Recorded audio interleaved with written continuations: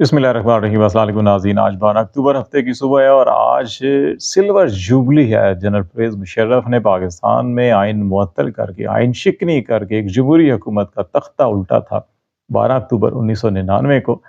जब नवाज शरीफ की हुकूमत को ख़त्म करके उनको गिरफ्तार किया गया था। और फिर जनरल मुशर्रफ ने न सिर्फ इक़्तिदार पे कब्ज़ा किया बल्कि उस वक़्त की सुप्रीम कोर्ट ने justice Irshad Hasan Khan chief justice of Pakistan थे, उनकी सरबराही में जनरल परवेज़ मुशर्रफ को न सिर्फ 3 साल के लिए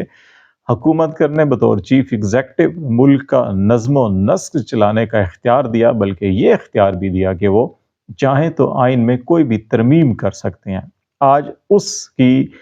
25 साल मुकम्मल हो रहे हैं। एक सिल्वर जुबली है, लेकिन बदकिस्मती से आज के दिन तमाम जमहूरी जो सियासी ताकतें हैं, पाकिस्तान मुस्लिम लीग नून और पीपल्स पार्टी, ये दो ऐसी जमातें हैं।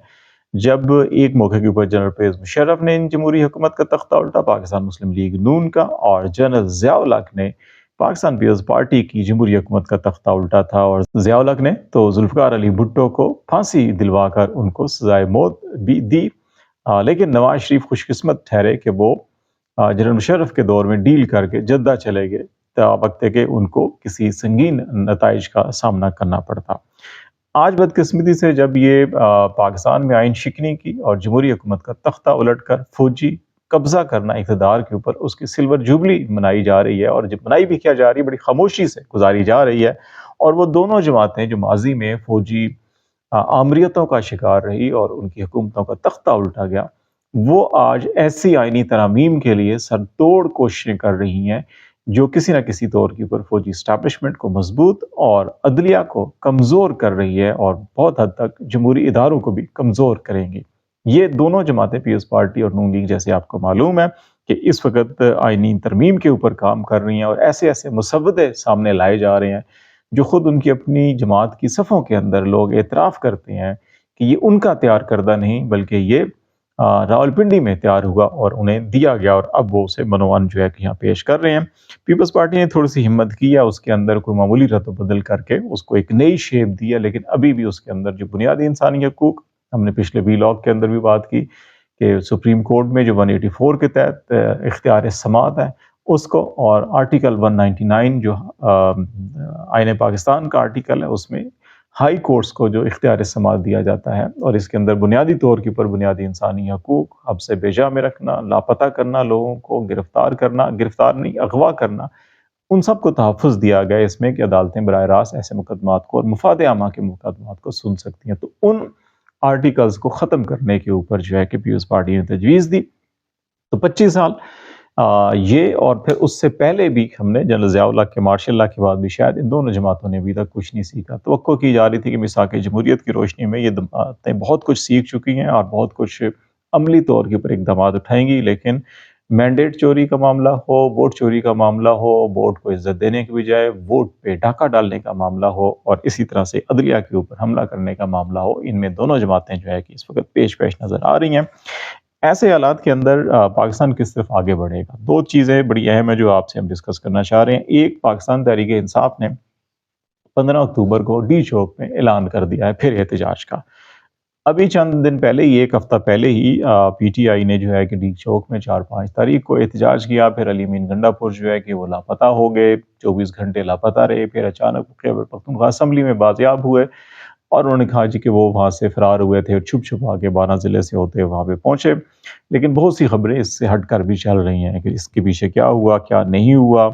आइनी तरमीम का मामला एससीओ कॉन्फ्रेंस के बाद तक मौखर करने की बात की गई। फिर इसी तरह से जो है कि इमरान खान से मुलाकातों के ऊपर जब पाबंदी लगी, तो ये मामला जो है कि इसने दोबारा से मामलात को उलझा दिया। खैबर पख्तूनख्वा हाउस को सील किया गया, खैबर पख्तूनख्वा हाउस पर हमला किया गया। इसी तरह से खैबर पख्तूनख्वा के पुलिस के एहलकार, रजाकार और जो इमदादी वर्कर थे जो लॉन्ग मार्च के साथ थे, उनको गिरफ्तार किया गया, उनके खिलाफ मुकदमात कायम किए गए। खैबर पख्तूनख्वा हुकूमत की गाड़ियों को इस्लामाबाद के अंदर बंद किया गया। ये सारे मामला जो है कि हाई कोर्ट के अंदर भी थे, लेकिन इमरान खान की मुलाकात के हवाले से हाई कोर्ट ने फैसला ये दिया कि जब ये पाबंदी ख़त्म हो जाए, जब सिक्योरिटी अलर्ट अभी इस वक्त किया गया, थ्रेट है, उसके तनाजुर के अंदर फिर जेल मैनुअल के मुताबिक जो है कि मुलाकात करवाई जाए। اس کے فوری بعد پھر جو پولیٹیکل کمیٹی ہے پی ٹی آئی کی، اس کا اجلاس ہوا اور جس کے اندر یہ اعلان کیا گیا کہ پنجاب میں اس وقت جو مختلف اضلاع میں 11 12 13 14 کو شیڈول اناؤنس کیا گیا تھا، وہ فوری طور کے اوپر احتجاج جو ہے کہ اس کو منسوخ کیا گیا اور کہا گیا کہ تمام قومی سطح سے لے کر صوبائی، ضلعی اور جو تحصیل یونین کونسل تک کی جو تنظیم ہے پی ٹی آئی کی، وہ جو ہے کہ اب 15 اکتوبر کو ڈی چوک میں احتجاج کی تیاریاں کرے اور 15 اکتوبر کو ڈی چوک پہنچا جائے۔ اب یہ معاملہ جو ہے اس اعتبار سے بڑا سنگین ہے کہ 14 15 16 کو اسلام آباد کے اندر شنگھائی کوآپریشن آرگنائزیشن کی کانفرنس ہو رہی ہوگی اور اس کے اندر کوئی 12 14 ممالک کے سربراہان مملکت یا سربراہان حکومت یا ہائی لیول ڈیلیگیشن جو ہے وہ اسلام آباد میں ہوں گے۔ ایسے موقع کے اوپر پی ٹی آئی کی جانب سے یہ اعلان جو ہے کہ اس کے اوپر تنقید بھی کی جا رہی ہے اور اس کے اوپر جو ہے کہ ری ایکشن بھی دیا جا رہا ہے حکومتی حلقوں کے اندر، اس کو ملک دشمنی سے گردانا جا رہا ہے اور کہا جا رہا ہے جی کہ جب آپ اتنی ہائی لیول کی ڈیلیگیشن جہاں پر ہوں اس وقت امن و امان کا مسئلہ پیدا کرنا یا اس قسم کے احتجاج کی کال دینا جو ہے کہ یہ جو انٹرنیشنل ڈگنیٹریز پاکستان آ رہی ہیں، پاکستان کا تشخص بھی خراب ہوگا اس سے، اور پاکستان کے اندر جو عالمی قائدین آ رہے ہیں اور پاکستان کو اس کا جو سفارتی سیاسی سطح کے اوپر فائدہ ہو سکتا ہے اس کو بھی نقصان ہوگا اور یہ قومی مفادات پر زد ڈالنے کے مترادف ہے۔ جبکہ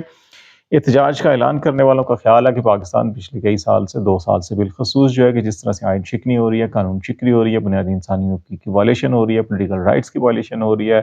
عوام کے مینڈیٹ کے اوپر ڈاکہ ڈالا جا رہا ہے، شب خون مارا جا رہا ہے، عدلیہ کے اوپر حملے ہو رہے ہیں، سول سوسائٹی کے اوپر حملے ہو رہے ہیں، میڈیا کے اوپر حملے ہو رہے ہیں، سیاسی ورکرز کے اوپر حملے ہو رہے ہیں،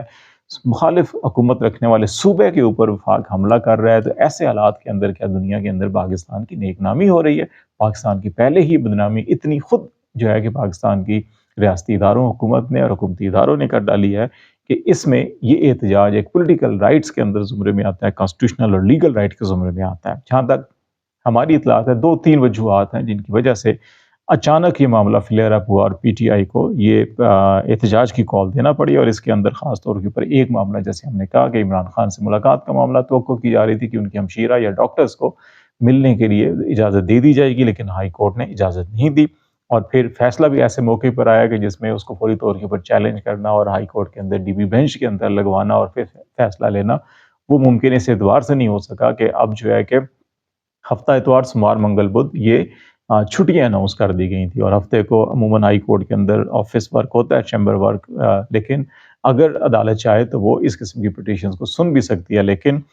پی ٹی آئی کے لوگوں سے جو ہماری بات ہوئی انہوں نے کہا کہ ہم نے کوشش کی لیکن ہمیں یہ جواب ملا کہ نہیں، ہفتے کو تو عدالت نہیں ہوگی، تو اس لیے اب یہ پٹیشن بھی جو ہے کہ وہ 17 تاریخ کے بعد سنی جا سکے گی، تو 17 کے بعد ویسے ہی 18 تک یہ پابندی ہے اور اس وقت اس کے بعد عمران خان سے ملاقات ہو سکے گی۔ بنیادی مقصد اس کا یہ تھا کہ عمران خان کا رابطہ منقطع کیا جا سکے، اعصابی طور کے اوپر ان کو دباؤ ڈالا جا سکے، ایس سی او کانفرنس کو ایک پروسیس سموتھ گزارا جا سکے، اور اس دوران جو ہے کہ آئینی پیکج کے اوپر تیزی سے کام کیا جائے، اور ارکان کو اگر کہاں پہ گرفتار کرنا ہے، ان کے فیملی ممبرس کو اغوا کرنا ہے، چھاپے مارنے ہیں، اٹھانا ہے، جو کچھ کرنا ہے وہ بھی کیا جا سکے، جہاں ترغیب دینی ہے، پیسے دینے ہیں، جو کرنا ہے وہ کیا جا سکے، اور پی ٹی آئی جو ہے کہ غیر فعال سی تنظیم ہو اس دوران اور اپنی تمام کارروائی کر لی جائے۔ اور جو وعدے وعید ہوئے تھے اس کے اندر ایک یہ بھی شامل تھا کہ جو ایس سی او کی کانفرنس ہے اس تک جو ہے کہ یہ معاملہ مؤخر رہے گا آئینی ترمیم کا، اور اس کے بعد پھر اس کے اوپر بات چیت ہوگی، لیکن عمران خان کے ساتھ ملاقات کا معاملہ وہ بھی پابندی برقرار رہی اور ملاقات نہیں ہو سکی، اور پھر آئینی ترمیم کا معاملہ جو ہے کہ ایس سی او کانفرنس سے پہلے ہی خصوصی کمیٹی جو پارلیمانی ہے اس کا اجلاس بلایا گیا، اور اس کے اندر آپ نے آج دیکھا پیپلز پارٹی کا ڈرافٹ بھی سامنے آیا، نون لیگ کے نکات بھی سامنے آئے، پی ٹی آئی اور جے یو آئی نے ابھی تک اپنا ڈرافٹ سامنے نہیں لائے، وہ اپنی کنسلٹیشن کمپلیٹ کر رہے ہیں، اس کے بعد وہ ڈرافٹ لے کر آئیں گے، اور وہ اپنا ڈرافٹ جو ہے ایس سی او کانفرنس کے بعد شاید سامنے لے کر آئیں۔ تو یہ وہ چیزیں ہیں کہ جس کے اوپر یہ کہا جا رہا ہے کہ جی کہ حکومت اسٹیبلشمنٹ نے خود وعدہ خلافی کی اور ان چیزوں کو بگاڑا، ان چیزوں کو خراب کیا۔ پی ٹی آئی کا بھی جو اناؤنسمنٹ آئی ہے پولیٹیکل کمیٹی کی، اور اس میں یہی کہا گیا جی کہ مینڈیٹ چور، قانون اور آئین سے بیزار ناجائز حکمران جو ہے ظلم و سفاکیت ترک کرنے پر آمادہ نظر نہیں آتے، عمران خان کو بطور خاص بربریت کا نشانہ بنایا جا رہا ہے،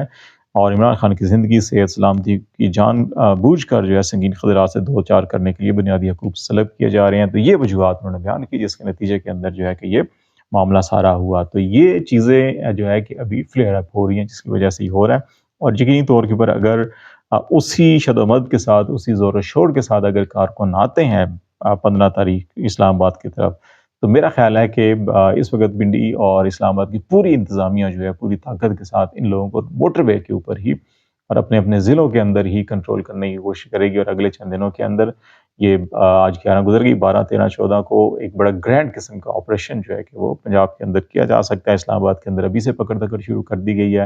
اور کوشش کی جائے گی کہ دور دراز شہروں کے اندر ہی ان تمام کو روکا جائے۔ اب اسلام آباد پنڈی کے اندر لوگوں کو کیسے روکا جائے گا، یہ سب سے بڑا چیلنج اسلام آباد اور پنڈی کی پولیس کو ہے۔ حکومتی حلقوں کی طرف سے یہ کہا جا رہا ہے کہ اس بار پھر جو ہے کہ رینجر فوج کو آگے رکھا جائے گا، تاکہ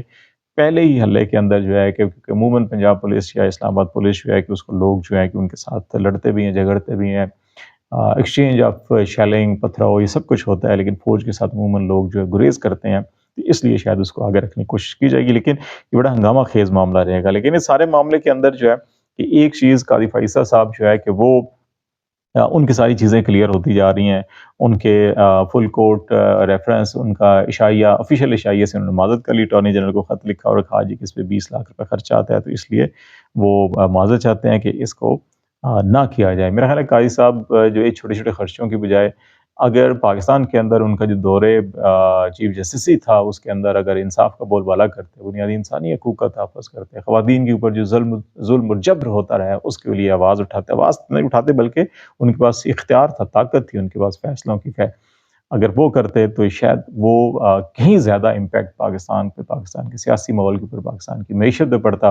یہ جو دو چھوٹے موٹے جو اقدامات ہیں ان سے تو شاید وہ نیک نامی نہ کما سکیں، لیکن اگر وہ اچھے فیصلے کر جاتے تو یقینی طور پر پاکستان کی تاریخ میں ان کا اچھا نام لکھا جاتا۔ لیکن اب انہوں نے جس انداز کے اندر یہ فیصلے کیے ہیں، شاید ابھی 2 ہفتوں کے بعد جب ان کے لیگیسی یا ان کے دور کے بارے میں بات کی جائے گی یا لکھا جائے گا، تو شاید جسٹس منیر اور جسٹس مولوی مشتاق جیسے لوگ بہت بڑے لوگ نظر آئیں گے ان کے مقابلے میں، اور ان کا قد شاید ان سے بہت چھوٹا ہوگا۔ تو لیٹس سی، دیکھتے ہیں کیا ڈیولپمنٹ ہوتی ہے۔ آج تک کے لیے اتنا ہی۔ خالد جمیل کو اجازت دیجیے، اللہ حافظ۔